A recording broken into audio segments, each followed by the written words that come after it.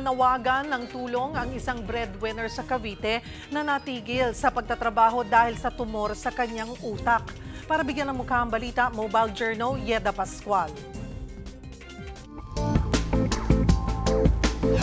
Napilitang tumigil sa paghahanap buhay ang isang breadwinner mula Bacoor, Cavite matapos siyang makitaan ng tumor sa utak. Bahay, trabaho at walang kahit na anong bisyo. Ganyan ang buhay ng 31 anyos na si Paulo Reyes.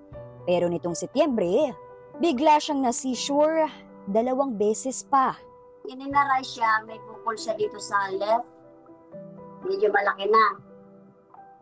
Tapos dito sa right naman is nasa between meron siyang 2 maliit pero nagsama na siya. Pero hindi daw muna yun ang major concern.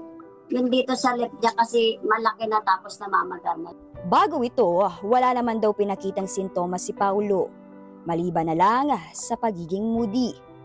Yung trigger niya parang stress daw po yung lifestyle. Siguro nandoon na yung bukol niya doon sa ulo niya. Hindi siya, kumbaga sa parang sugat lang, ganun. Doon na naging pumutok, parang ganun. Ngayong buwan na operahan na ang tumor sa kaliwang bahagi ng kanyang utak. Pero naapektuhan ang kanyang pananalita. Madalas ding sumakit ang kanyang ulo at naging makakalimutin na. Kasi nga po, ang trabaho niya is call center, mulat sa call. Baka daw yung speech niya hindi na bumalik kung sabi.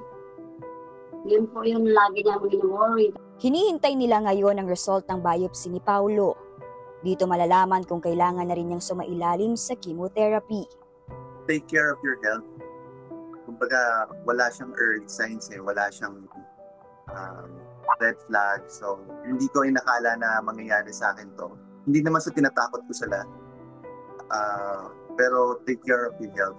Your health is important. Hindi ako ng tulong. Maliit na bagay lang. Maliit na halaga. Pero sama-sama, malaking bagay. Kahit kunting barya lang po, malaking bagay na po. Pambili ng gamot ng anak. Mga kapatid, Mobile Journal Yeda Pascual po. Hatid ang muka ng balita.